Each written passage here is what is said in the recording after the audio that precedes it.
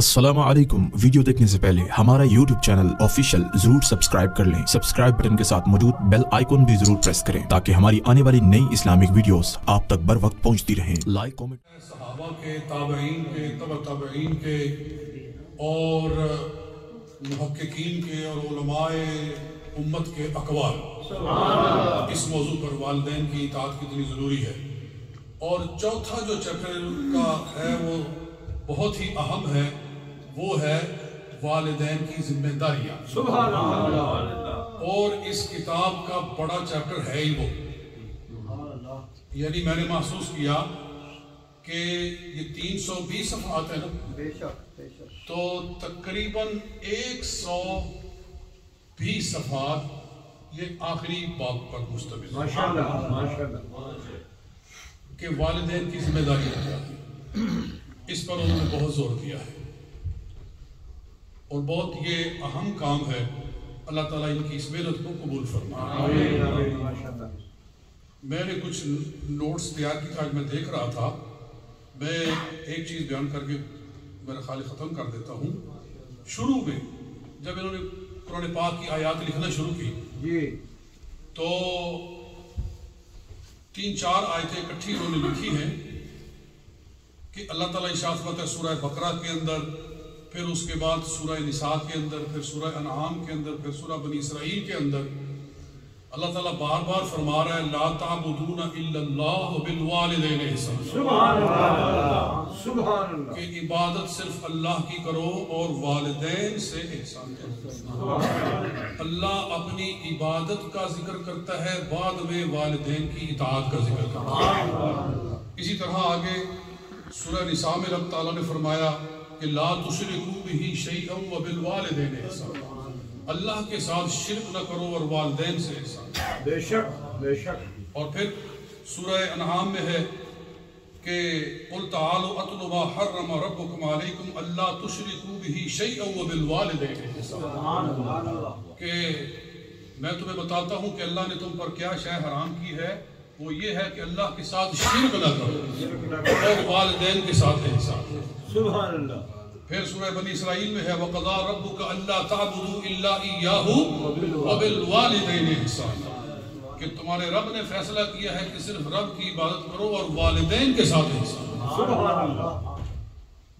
تو اللہ تعالیٰ اپنی عبادت کے بعد جو دوسرا حکم دیتا ہے وہ کیا ہے؟ والدین کے ساتھ احسان کرنے کو۔ اس کا سبب کیا، اس کی وجہ کیا ہے؟ کیوں اللہ تعالیٰ اپنی عبادت کے بعد متصلاً والدین کی اطاعت کا حکم دیتا ہے؟ اس کی انہوں نے 10 وجوہ بیان کی ہے۔ سبحان اللہ، کہ ان دونوں میں کیا ربط ہے، اللہ کی عبادت اور والدین کی اطاعت۔ سبحان اللہ، ان دونوں کو ایک دوسرے کے ساتھ جوڑ کے اللہ تعالیٰ نے بار بار قرآن میں کیوں بیان فرمایا ہے؟ تو وہ کہتے ہیں اس کی وجہ یہ ہے کہ انسان کے حق میں سب سے بڑی نعمت انسان کا وجود ہے۔ انسان پر اللہ کا جو سب سے بڑا احسان ہے وہ کیا ہے؟ ہمارا وجود، کہ اس نے ہمیں پیدا کیا ہے۔ ہماری جو یہ موجودگی ہے، ہماری ایگزسٹنس ہے، یہ اللہ کا کرم ہے۔ بے شک۔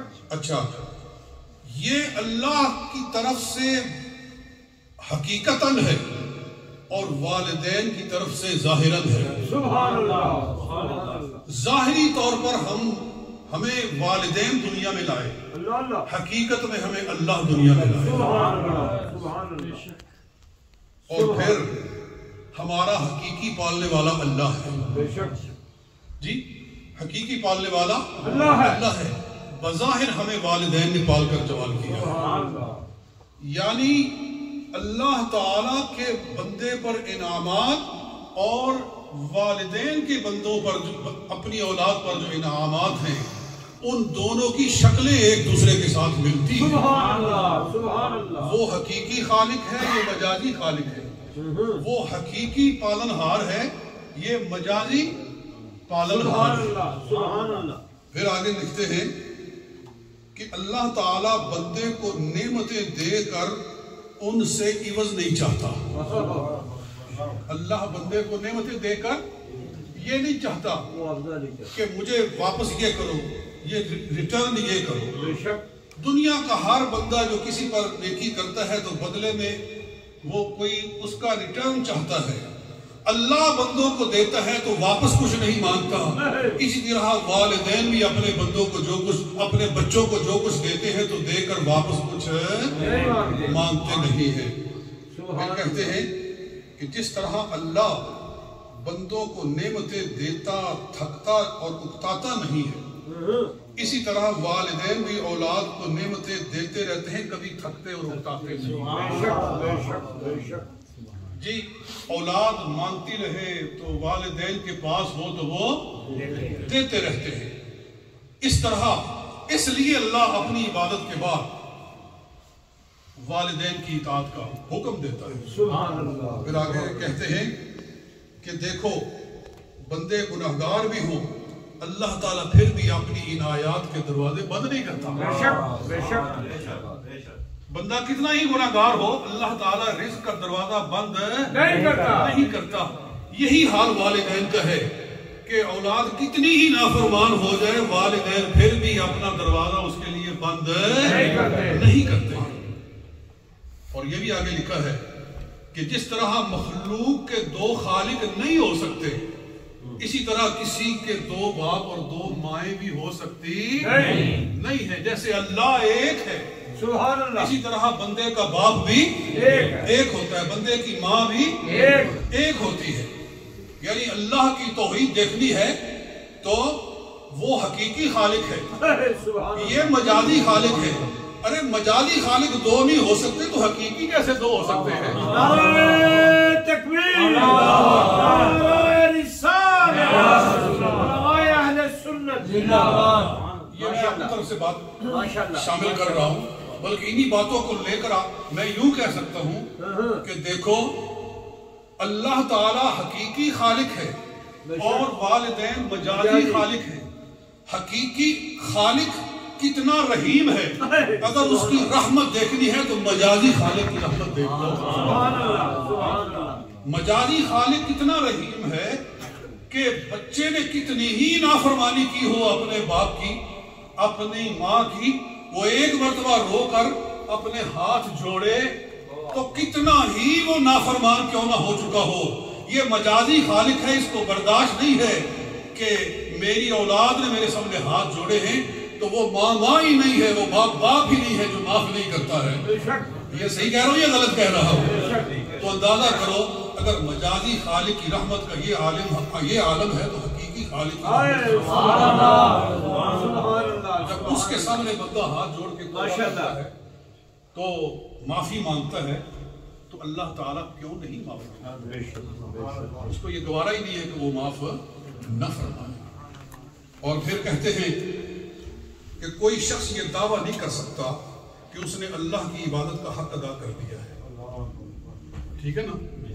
کوئی شخص یہ دعویٰ نہیں کر سکتا کہ اس نے اپنے رب کی عبادت کا حق ادا. اس پر بڑی حدیثیں ہیں کہ ایک حدیث ہے حضور صلی اللہ علیہ وسلم فرمایا کہ اگر کوئی شخص پیدا ہوتے ہی سجدے میں گر جائے اور 70 سال یا 80 برس عمر پائے اور سجدے ہی میں گرا رہے، وہ اللہ کی عبادت کا حق ادا نہیں کر ہو ہی نہیں سکتا. بے شک ایک آدمی کہنے لگا میں نے بڑی اللہ کی عبادت کی ہے، میں نے اللہ تعالیٰ کا حق ادا کر دیا ہے، رات کو اس کا ایک پٹھا کھچ گیا جی، تہجد کے لیے اٹھ ہی نہیں سکا. یا اللہ معاف کر دے، یا اللہ شفا دے دے. آواز آئی شفا بھی دیتے ہیں اور تجھے سمجھانے کے لیے کیا ہے، یہ جتنی عبادتیں تو نے کی ہیں یہ تو ایک پٹھے کی سلامتی کا بھی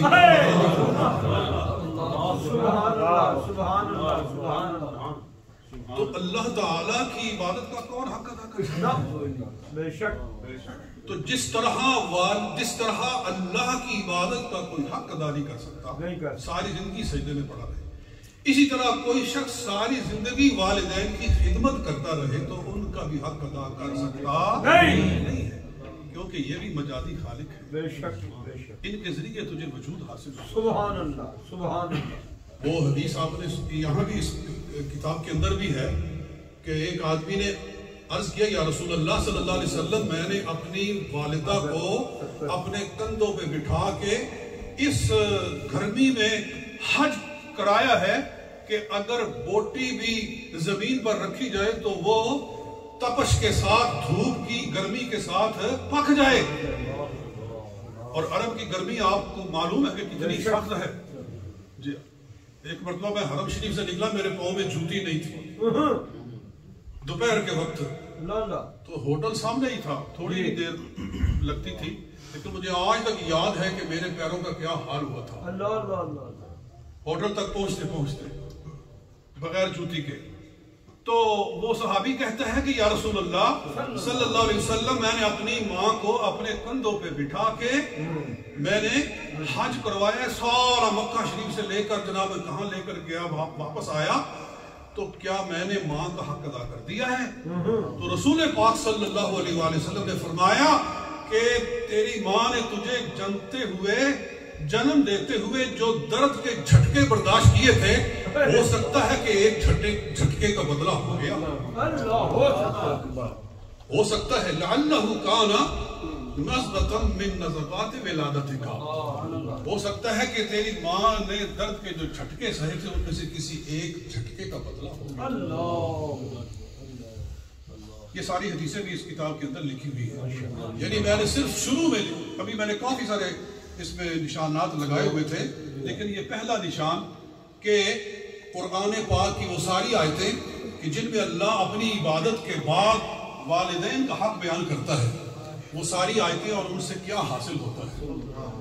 एक इसमें एक चीज शायद कहीं और आगे बयान हुई हो, वो यहाँ नहीं है, मुझे नजर आई, वो ये है कि अल्लाह ताला हमेशा फरमाता है वालिदैन से एहसान करो, वालिदैन से एहसान करो, एहसान। अल्लाह ताला ने कभी नहीं फरमाया कि वालिदैन से अदल करो, वालिदैन से एहसान करो, एहसान करो, अदल की बात नहीं की है। हालांकि दो चीजें कुरान पाक में, इन्नल्लाह यअमुरु बिल अदल वल इहसान, अल्लाह ताला हुक्म देता है अदल करो। अदल का मतलब होता है जितना हक है उतना दे दो, कमी ना करो। तीन चीजें होती हैं, एक होता है जुल्म, एक होता है अदल, एक होता है एहसान। जुल्म ये है कि जिसका हक था वो नहीं दिया, इसको कहते हैं जुल्म। अदल ये है कि जितना हक था दे दिया, और एहसान ये है जितना हक था उससे ज्यादा दे दिया। अदल दरमियान में है, जुल्म नीचे है, एहसान ऊपर है। अल्लाह ताला हमेशा वालिदैन से एहसान का हुक्म फरमाता है कि अदल ना करो बल्कि वालिदैन के साथ एहसान करो, यानी उनके हक से बढ़कर उनकी खिदमत में पेश करो। मैंने अपनी तफसीर के अंदर भी ये नुक्ता लिखा है, इसमें भी मेरा ख्याल है आगे चलकर है। तो अल्लाह ताला तो हमें ये फरमा रहा है। अदल क्या है? अदल ये है कि जब बच्चा जवान हो गया ना, अब वो अपने माल का मालिक है, वालिदैन को उसमें से कुछ दे खुशी के साथ तो दे, ना दे तो अपने माल का खुद मालिक है, ये अदल है। लेकिन एहसान ये है कि जो कमाया सारा लाख बाप के कदमों में रख दे कि ये आप ही की तौफीक से मुझे ये हासिल हुआ है, आपकी तरबियत से हासिल हुआ है, ये आपकी मेहनत है, ये आपका ही फायदा, ये आपका ही करम है, ये है एहसान। तो अल्लाह ताला हमेशा एहसान का हुक्म करता। तो बहरहाल ये किताब बड़ी खूबसूरत है।